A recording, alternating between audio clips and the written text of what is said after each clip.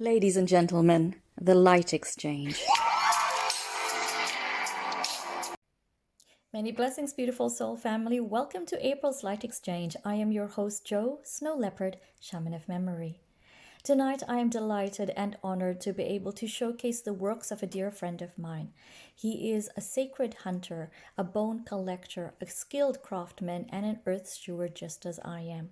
Mark Tranent, founder of Straight Shot Leatherworks in South Australia, will be coming to talk to us today about what happens behind the scenes in order to bring the raw products to my doorstep to be crafted into the medicines of tomorrow.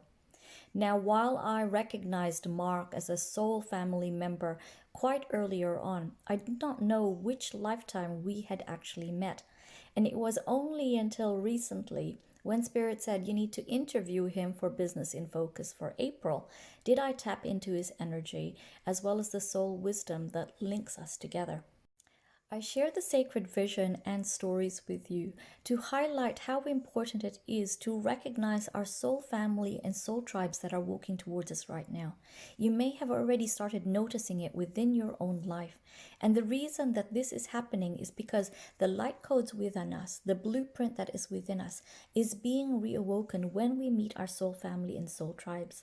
And perhaps we haven't seen them for many, many lifetimes, but it is now that it is needed, and it is now that it is awoken within us all. So without further ado, I'm going to read to you what was given to me by Great Spirit, because like many bridges and conduits, once we have shared the medicine, it disappears. It's like amnesia within us. But I wanted to read it to you today to be able to share that little bit of that story and to highlight how far back it was when Mark and I met and the kind of wisdom that we bring forward today. This is what was revealed to me. I was shown the vision within a jungle, hunters, but different roles, not like today, but echoes of a time that has passed and is now called to re-emerge once more. Each hunter a steward of the land, and everything practiced held ritual. Each followed the seasons of the moon as it shifted throughout the earth. The colors, the smells of the world followed closely behind it. Hunters that led in the front, trackers camouflaged on foot, tasting the earth and the scent markings. The signs of the failing spears that led to the first kill of the season. And through it, we all combine and share the heart that is still warm and still beats with life. And then there are hunters like you and I, Mark and I, that lead from behind, equally skilled, vigilant, and we cover the markings of our parties. And should a spear miss its mark on an animal, then it is our time to lead the way. And to lead rather than an aggressor, as a healer, as a peacemaker, to approach the fearful, the wounded, and the dying. And in our arms they surrender and offer their life. We have done this before. Our soul remembers. Balance is called. Surrender is called. We do not all hunt the same. Mercy we offered in that lifetime and in this lifetime and the next. Sacred contracts, a single mark, a light scar on the right of your cheek. This I offer you. This is the vision that I was shown with Mark, and little did he know that I had been shown a very similar vision in my own life prior to even meeting him. And the jungles that we speak of are those in South America, and the markings on the face that were etched like warriors of a different kind. Warriors that honored the land, protectors of the land, protectors of the people, protectors of the animals. And it is this kind of wisdom that we bring forward from many, many past lives now into this life to bring those teachings yet again, to help people remember how to bring that balance back into play. For those who have walked and journeyed with me have come to an understanding that there are two areas in the shamanic path that I cultivate. One of that is a soul alignment practitioner who also channels in trance as well as reading tarot and bone lithomancy. On the flip side of the coin, I'm also a medicine maker who creates the tools for ritual ceremony and healing in terms of cord cutting, drums and rattles and talismans. But I can't do it all. And in this lifetime, it is more important, being my last incarnation, to be able to share the light codes and the seeds that are within me to the emerging men and women, to be able to share them to the next generation and the next. And so this is why Great Spirit has me working with Mark, because he understands the value that we are trying to bring forward into the next world. He holds the same intentions inside of him. His heart and his soul and his mind and his body and frequency all want the new earth to emerge healed once more. So without further ado, Great Spirit had a couple of questions that they wanted Mark to answer in his own way. And I just wanted to let you know that Mark is so busy at work. He is also a fly in, fly out. And so I appreciate his time and energy when he does this interview in between his breaks. And I hope you do too. So without further ado, thank you, Mark. Here are the questions that Great Spirit had for us today. The first question Great Spirit had for you, dear Mark, is how do you honor the spirit of the animal before, during, and after a hunt, knowing that it will be utilized for medicine, for ritual and ceremony to help empower and bring healing to another? Over to you. So the question, how do we honor the animal before, during, and after the hunt? Before is mountains of preparation, the setup of the equipment, the rifles, the access to property. We don't just drive down and shoot at anything. During the hunt, yes, we have a target animal that we're after. So if it's deer, foxes, cats, 9 times out of 10, it's basically introduced species that shouldn't be in Australia. So we're getting rid of them out of our ecosystem, which is another part of our questioning. An animal that's running, you can't guarantee an ethical, I'll use the word, an ethical kill. You don't know exactly where you're going to shoot it. And yes, I practice a lot.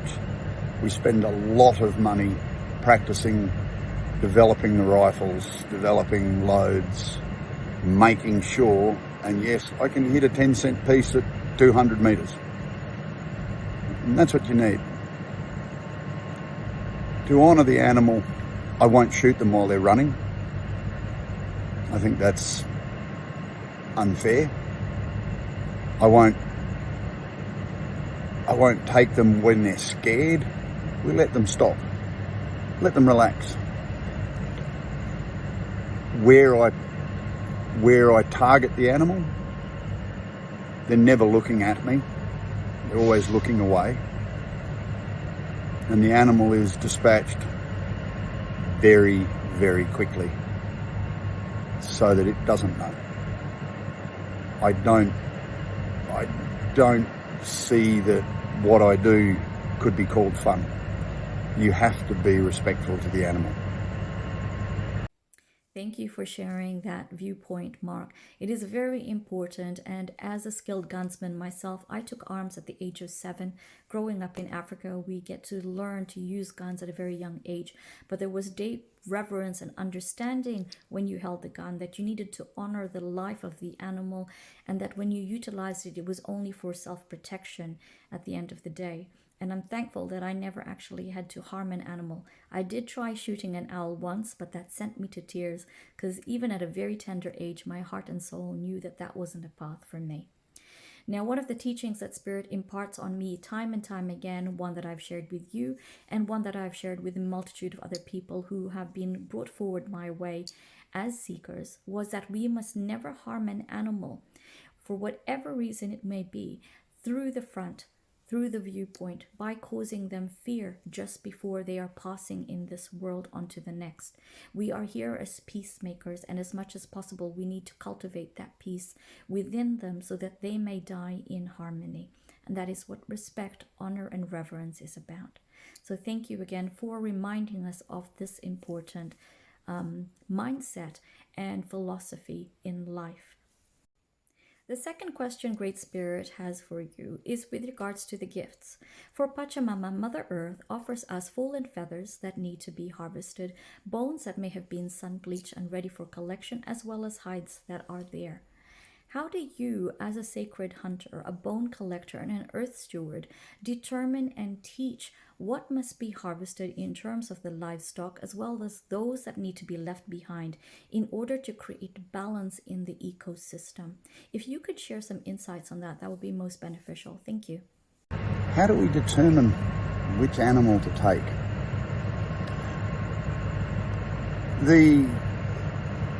The whole part of my business came from producing meat for us to eat. Then it developed. Now somebody will have a problem with foxes, feral cats, something that shouldn't be there,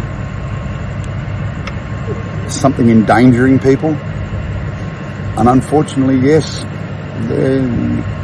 there are Australian natives that come into that. They're very territorial, and some have had to be culled. It's not just drive along the road and take one. We deliberately go out, and if we target a particular animal, it means that you're using a particular size bullet, a particular type of rifle. We don't just hope for the best. There is a lot of research and practice gone into it. And if we go out for foxes, we take foxes. And that will be because I've been asked to get rid of them, or I need them for a project, for a product, for a customer. The deer, we started that for meat. And I found I couldn't handle the waste of the skin, the bones, and now the feet. Thank you, Joan. The hooves. I've now used sinews for people making traditional knives and arrowheads. So if someone asks, or we get invited,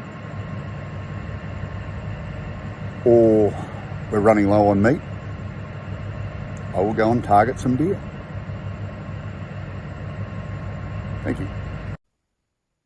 Thank you, Mark, for sharing this information. And it is very important because a lot of the time, that's how we source meat. And it is up to us to choose the businesses that cultivate the meat sustainably and honor the animals as well as the land.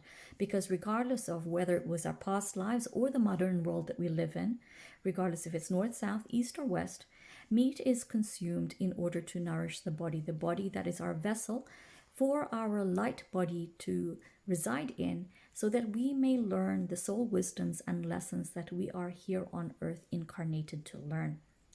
That being said, I also wish to impart that it's also important for another level, because there are a lot of medicines that are being created out there, being crafted without the ritual, the ceremony, and the intentions and prayers that are required, crafted for the sake of being crafted.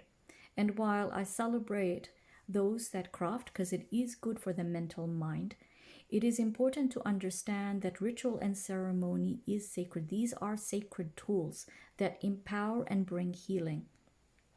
And not all feathers, all woods, or furs, or antlers have the same energy. You need to feel into it. Because what if that beautiful feather that you have in your hand right now has fallen from an ill bird? That illness that has now been put into a medicine, a rattle, or a smudge fan becomes the tools that a medicine maker is going to use. That medicine is rife with illness. It is rife with disease. It is rife with sickness. This is not the medicine that we need for the emerging world.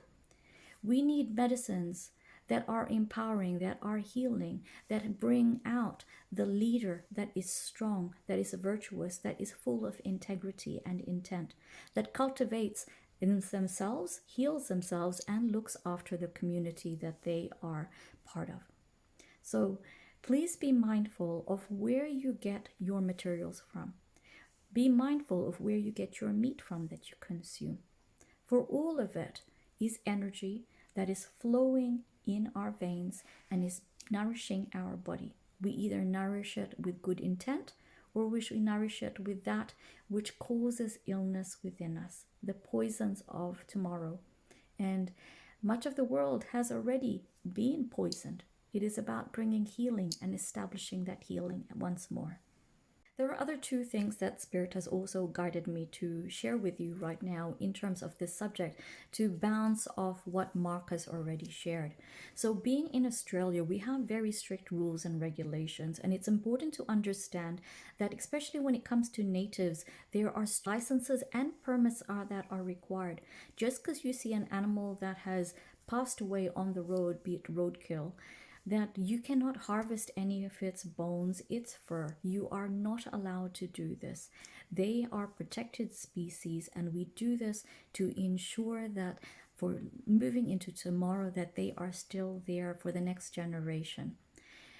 Much of the places that we reside in have also been ravaged by the fires of the last couple of years. And while we are not able to harvest them, what we can do to help the community to rejuvenate and to bring healing back to the land is to check on some of these roadkill that unfortunately are unavoidable sometimes, be it for our own safety, okay? But if there is no X marked on the kangaroo or the wombat or the koala, I guide you, if you have the stomach for it, to stop just for a second, safely of course, and to check inside the pouches of the mothers. Because quite often these mothers would have died on impact, but the baby joeys, the baby koalas, and the baby wombats inside still survive. And if we can go in just for a few minutes, because they can survive for quite a while, take those babies to a wildlife center or to a vet where they can be nourished into health and be brought into rehabilitation so that they can live long and healthy lives and to be able to repopulate the ecosystem that has been purged of them as a result of the fire. So I share that with you, but ensure that do not take any of the remains home. They are meant to be there. They are not to be used, and the fines for them are very, very high. I would not risk it, and it's not ethical as well, which is most important. And the second is a shamanic story that Great Spirit wanted to share with us in terms of ensuring what must be taken and what must be left behind. So in this shamanic story that I was guided to share with one of my seekers quite a while ago, she was depicted as an old woman in a village, isolated. And for many days she had been trying to source food, and she was needing meat, because meat nourishes you, sometimes more so than the vegetables that you need. We need our body in order to be able to function well.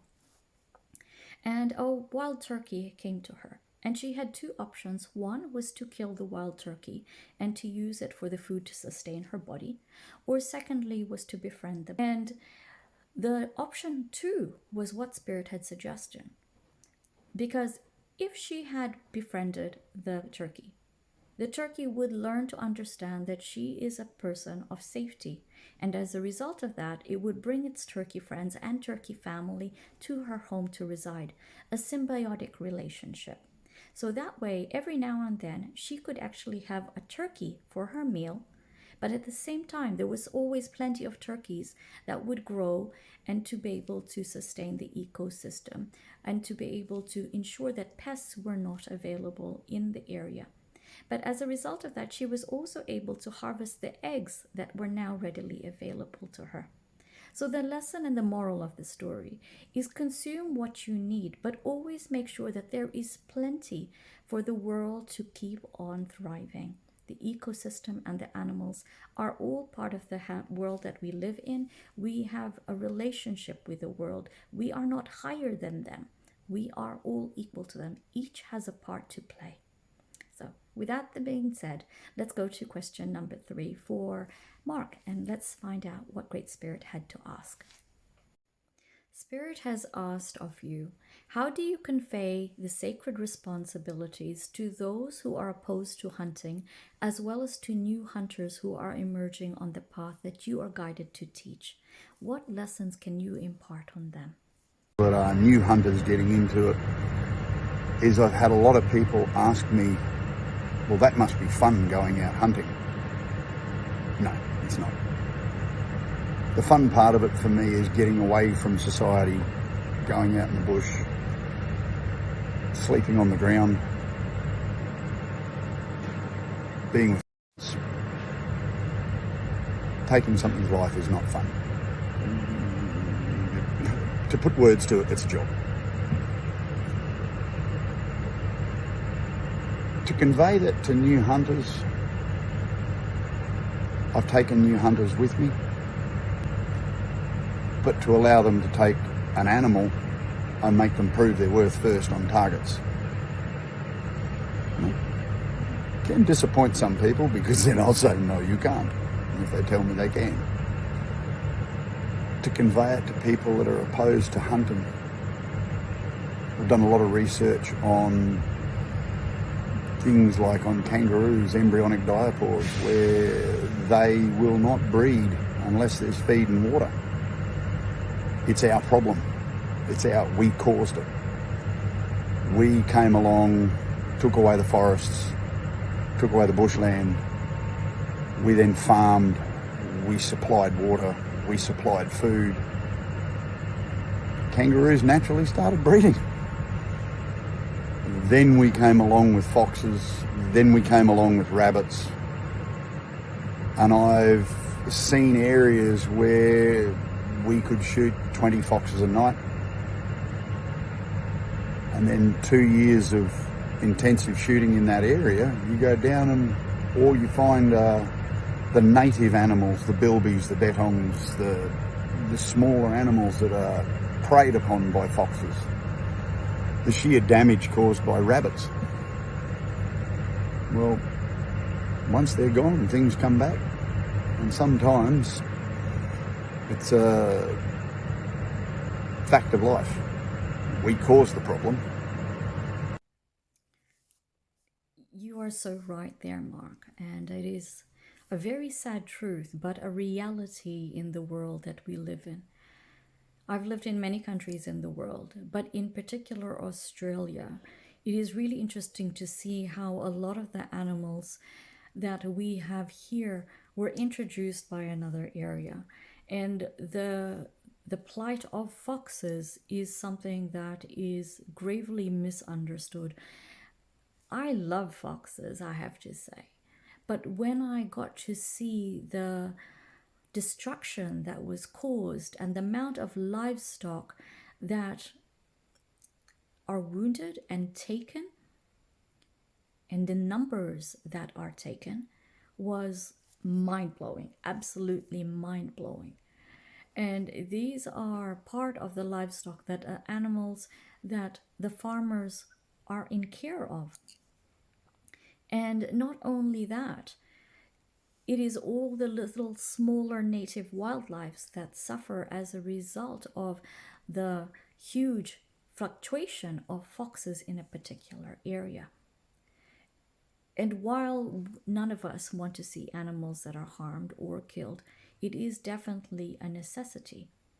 Cane toads are another thing that has ravaged Australia, as well as the rabbits. I was just at the Australian Zoo quite recently, and Australian Werribee Open Zoo is an open zoo, and it is absolutely phenomenal. And if you are in the local in Melbourne, all the elephants have now moved from Melbourne City into Werribee Zoo, and they have 26 acres. So it's more like their natural life that they would live if they were out in the world, in Africa, for example.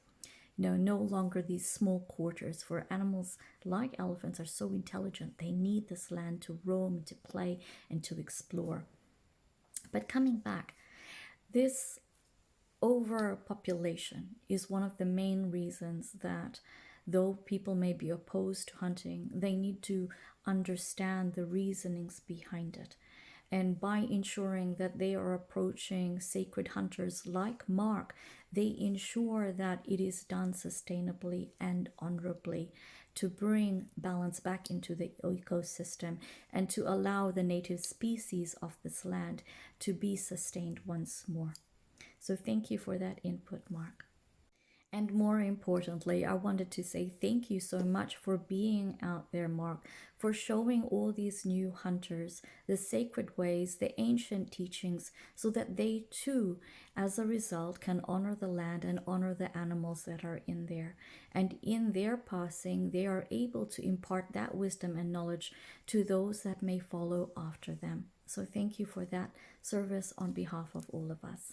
The final question that Great Spirit had for you tonight, Mark, was in terms of your understanding of the land and the creatures that dwell amongst it.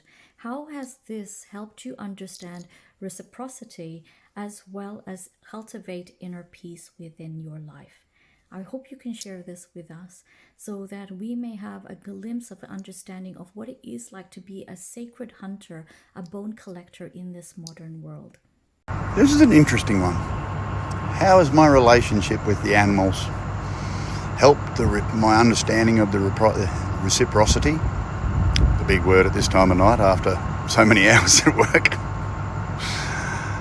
And my inner peace.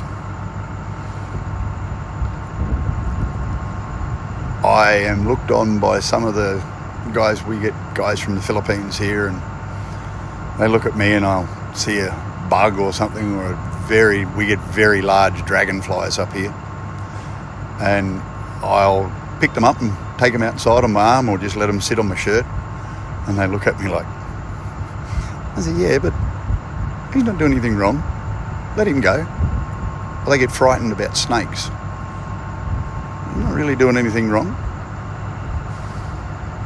And I find now I can sit and watch animals, watch bugs, snakes, lizards. I've got a big iguana that lives around my apartment block. I sit out there and he comes wandering past when it's cool, not too hot.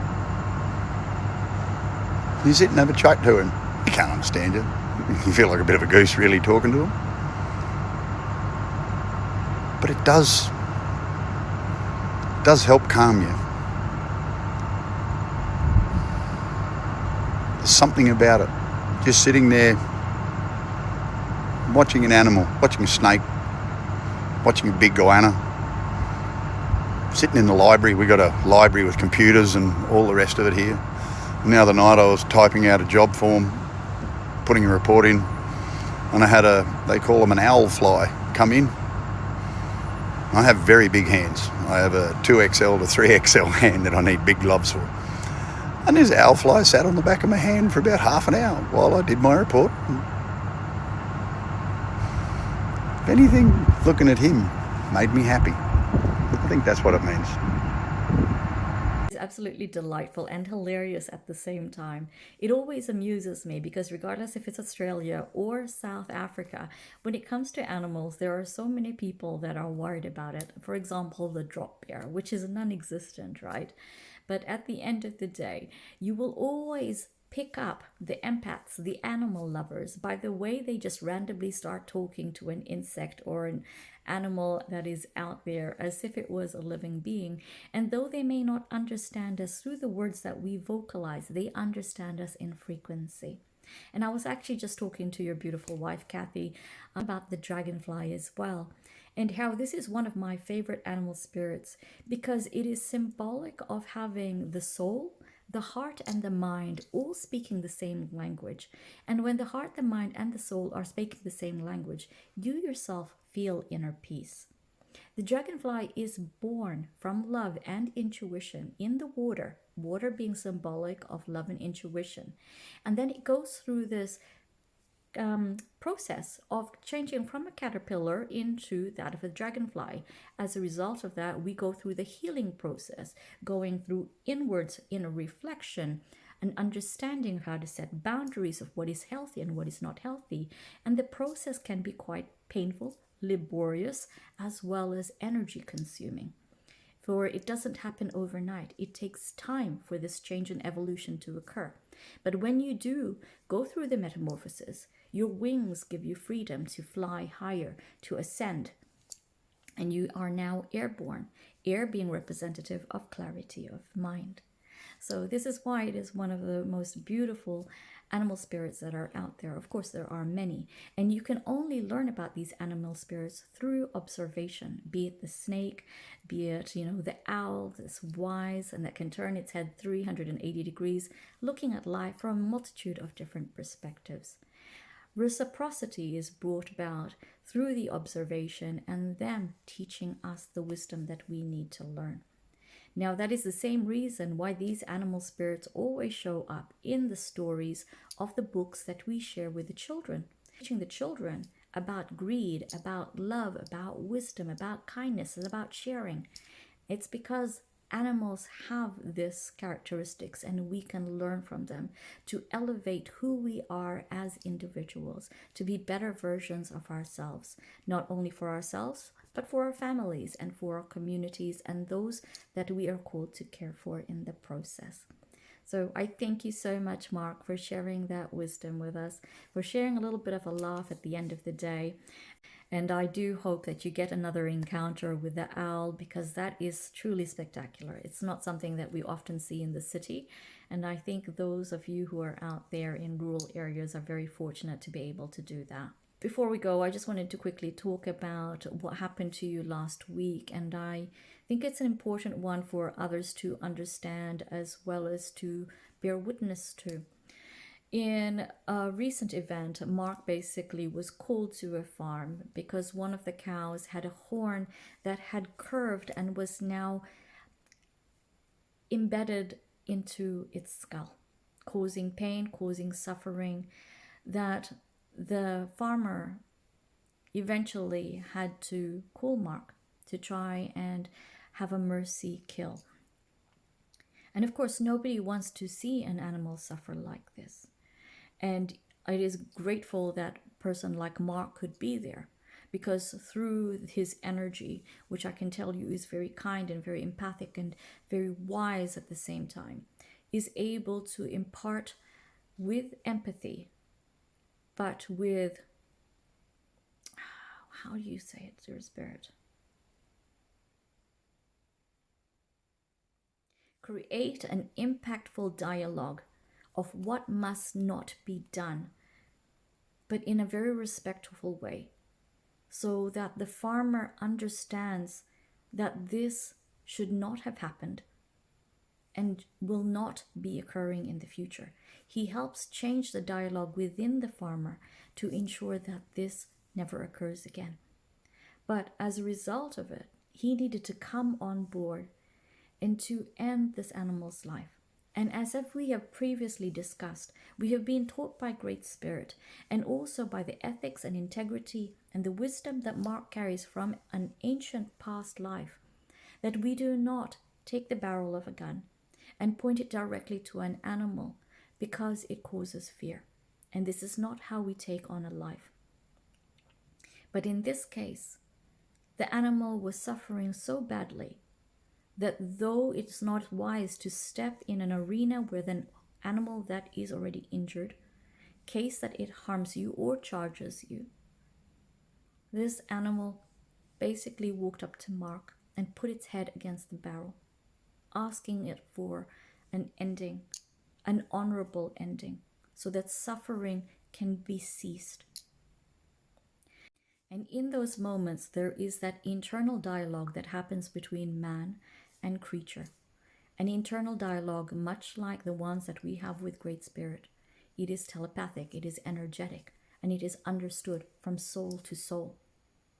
Not the physical vessel itself, not the body, but the souls communicating, understanding that this honor killing actually rebalances that which was out of balance.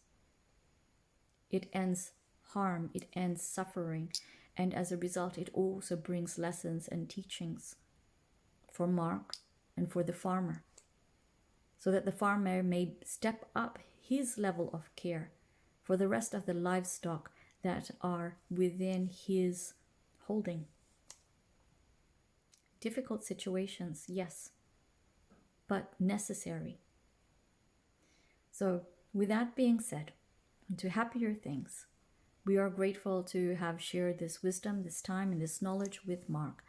And I thank him for providing the raw materials that are required for the deers that are brought in for Journey of Light, for the horns and the antlers that are sourced, which naturally fall every year.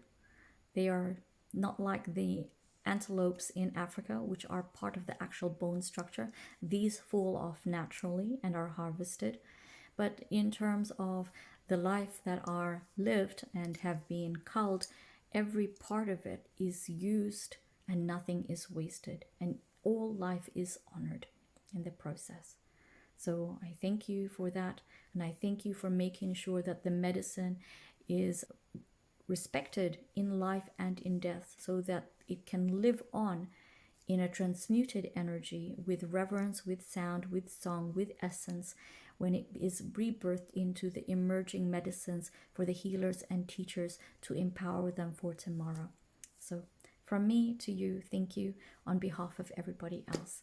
Much love and light. Good night.